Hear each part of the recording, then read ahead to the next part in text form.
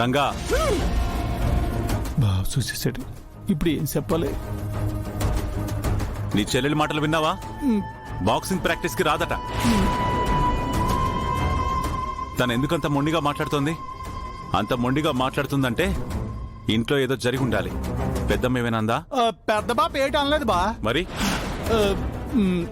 ఎవరన్నారంటే తనని చూసి కాదు మాట్లాడడం, నన్ను చూసి మాట్లాడు. ఆయన ఎవరో విశ్వనాథ్ గారిని పెద్ద బాక్స్ లో ఉన్నాడు కదా బా. అదే నేను చెల్లి వాళ్ళ ఇంటికి వెళ్ళాం. వెళ్తే అక్కడ ఏడు జరిగిందంటే ఏం జరిగింది?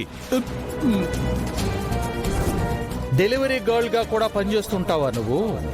రేపు బాక్సింగ్ లో కెరియర్ ఉన్నా లేకపోయినా ఎలా అయినా బ్రతికేలాగా ట్రైన్ చేస్తున్నాడన్నమాట.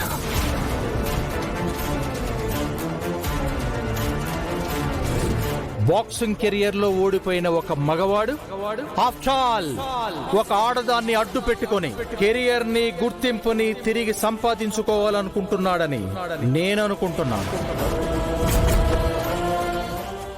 సార్, ఆయన గురించి మీకు తెలిసిందే కదా. మీరు ఆవేశపడి ఆయనతో గొడవ పడకండి సార్, వదిలేయండి. వదలను.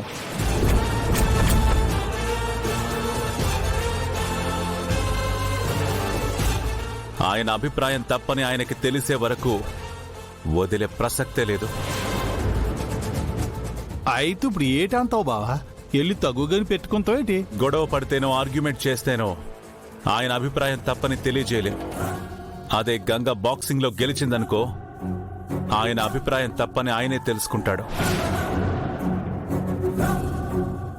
సో బాక్సింగ్ మ్యాచ్ లో గంగ గెలిచేలా ట్రైన్ చేస్తా. గంగ గెలుపే ఆయనకి పర్ఫెక్ట్ ఆన్సర్.